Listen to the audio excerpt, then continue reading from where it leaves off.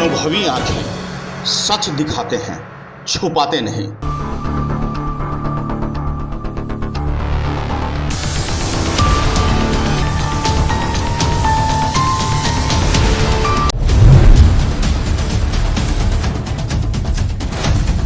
दिल्ली में एमसीडी चुनाव अब चरमोत्कर्ष पर है। आपको बता दें कि जहां एमसीडी चुनाव को लेकर तमाम प्रत्याशी सक्रिय है, वहीं तमाम प्रत्याशियों के बीच जनसंपर्क अभियान भी खूब तेज है।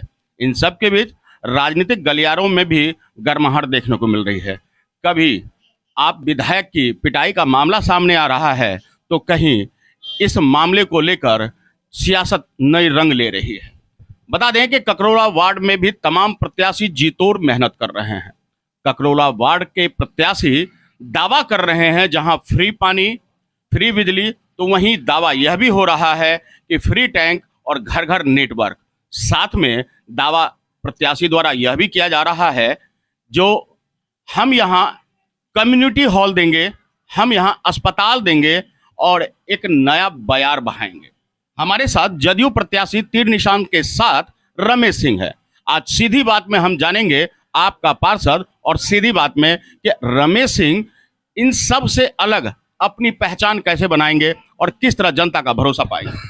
रमेश जी, सबसे पहले तो आप ये बताएं हमारे दर्शकों को कि एक नई बात सिटिंग जो पार्टी जो है उनके माध्यम से आई है। जैसा कि हमारे ही इंटरव्यू में उन्होंने कहा कि हम यहाँ कम्युनिटी हॉल देंगे, जो लोगों की सबसे पहली ज़रूरत है। और जो आज तक एक साफ सफाई ये सब तो चलता रहता है, लेकिन हमारी सोच है कि हम जो है स्वीपर को डबल सैलरी देंगे। ये बड़ी बड़ी बातों के बीच आप कहाँ से वोट पकड़ पाएंगे? सबको पता है कि वो पिछले 3 बार से उन्हीं का पार्टी का यहाँ पे सदस्य रहा है। जो उम्मीदवार है वो चुनाव लड़ रहा है या कौन लड़ रहा है किसी छुपा हुआ नहीं है। तो क्या करेंगे, वो पहले क्या कर रखे, ये सभी को पता है। इसलिए कुछ कहने की बात नहीं है। कौन व्यक्ति काम करने वाला है और कौन कर सकता है, ये जनता सब जानती है। और जनता को पता है कि हमारा भविष्य किसमें है और कौन व्यक्ति हमारा काम करेगा, कौन सा व्यक्ति भ्रष्टाचारी है। ये दोनों पार्टियां जो है ना, जनता को बेवकूफ़ बनाना जानती है। कोई काम नहीं किया। क्या 10 साल से निगम पार्षद, 15 साल से है, 3 बार से वहाँ पे एक ही पार्टी का। क्या विकास हुआ? भरत बिहार में बारिश होती है तो घुटना डूब जाता है। इसके पहले द्वारका मेट्रो स्टेशन के पास जाइए तो आज भी पानी लगा हुआ है। क्या आप उसके पहले भी तो निगम पार्षद आपका ही था। क्या चेहरा बदल देने से आप काम करेंगे? उसके पहले क्या सबको पता है कि एक ही चेहरा के पीछे कौन बैठा है? लड़ता कोई और है, बस शक्ल बदल देते हैं, लेकिन चेहरा उसके पीछे बैठा कौन है?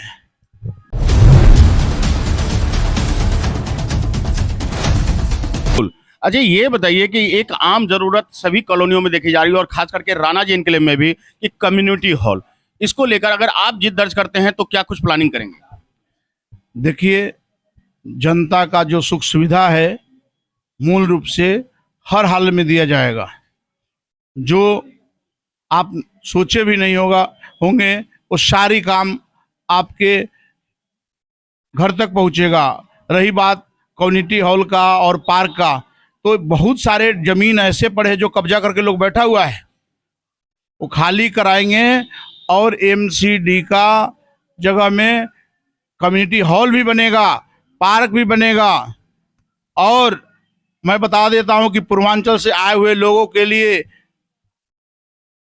कोई मृत्यु हो जाती है तो उनको अपना अंतिम श्राद्ध करने के लिए भी जगह नहीं होता है। और ये दोनों पार्टियां विरोध करते रहा है पूर्वांचल के लिए। मैं कहता हूं हर कॉलोनी में मैं सबसे पहले अपने पूर्वांचल भाइयों को श्राद्ध के लिए श्राद्ध स्थल भी बना के दूंगा, जो कि अपने लास्ट समय के लिए जो श्राद्ध कर्म होता है वो कर पाए, क्योंकि ये लोग गुमराह किया है और विरोध करते हैं पूर्वांचल का।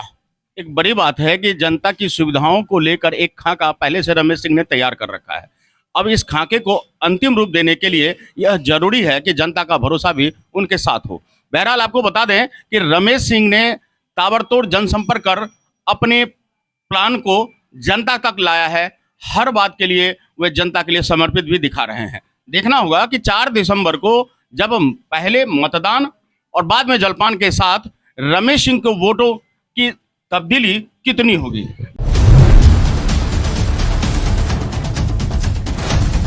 बहरहाल हम जानेंगे कि जिस तरह से जो बड़ी बड़ी पार्टियां हैं, बड़े बड़े वादे कर रहे हैं और तमाम वादों में जनता को उलझा देती है, खास करके जब चुनाव बिल्कुल करीब आ जाता है, ऐसे में कितनी सावधानियां बरतने की जरूरत है। देखिए, आप सभी को पता है कि देश के लिए चुनाव नहीं है, न राज्य का चुनाव। एमसीडी अपने घरों का साफ सफाई का चुनाव है, आपके गलियों का सफाई का चुनाव है, आपके गलियों में लाइट का चुनाव है, आपके प्रतिदिन आपके घरों का कूड़ा उठाने का चुनाव है, आपका प्रतिदिन सुबह आप जब पार्क टहलने जाते हैं तो उस सुख सुविधा कैसे मिले उसकी चुनाव है।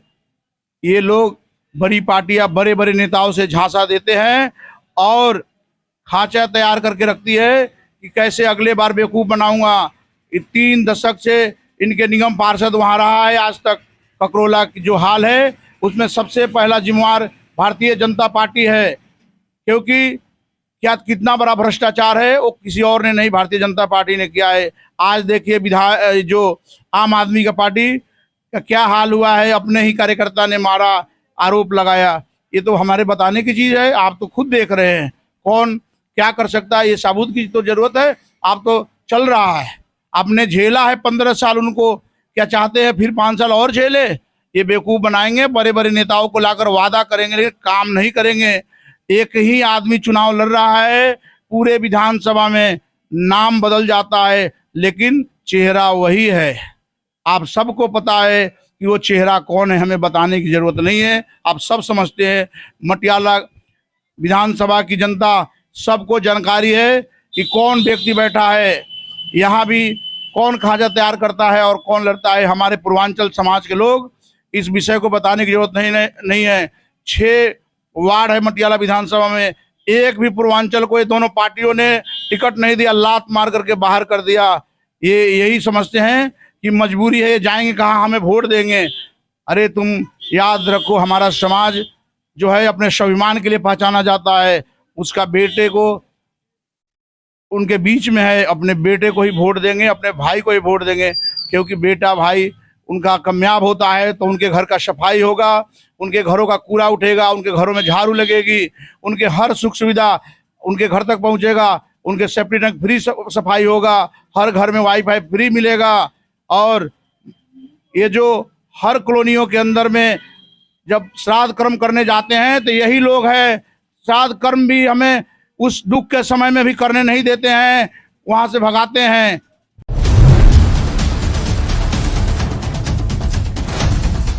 लेकिन मैं कहता हूं अपने अधिकार के लिए उस समय भी लड़ना नहीं पड़ेगा। आपका बेटा आएगा तो वो अधिकार मैं खुद दूंगा और हर कच्ची कॉलोनिया में आप श्राद्ध क्रम के हर साइड में उसके लिए जगह बनाया जाएगा, क्योंकि हर जगह आज उस जगह हर पार्क में सुविधा की जरूरत है, क्योंकि हम लोग 1000, 1200, 2000 किलोमीटर से दूर से आकर के यहाँ बसे हुए हैं। हम क्योंकि हर काम के लिए हम घर नहीं जा सकते, यही रहना पड़ता है, हमारा सारा काम यही पूरा करना पड़ता है। तो उसमें एक श्राद्ध कर्म भी है, जो श्राद्ध कर्म स्थल चाहिए, जीवन का लास्ट समय है, उसके लिए भी जगह चाहिए, उसके लिए भी हमें लड़ना पड़ता है।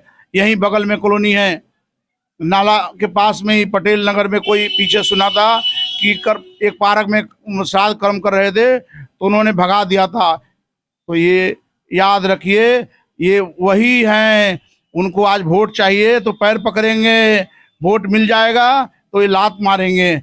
लेकिन याद रखें कि ये लोग बहरूपिया है, चेहरा बदलते हैं लेकिन अपना काम नहीं बदलते हैं। अपने हकूक की लड़ाई के लिए आवश्यक है कि आपको भी जागरूक होना होगा।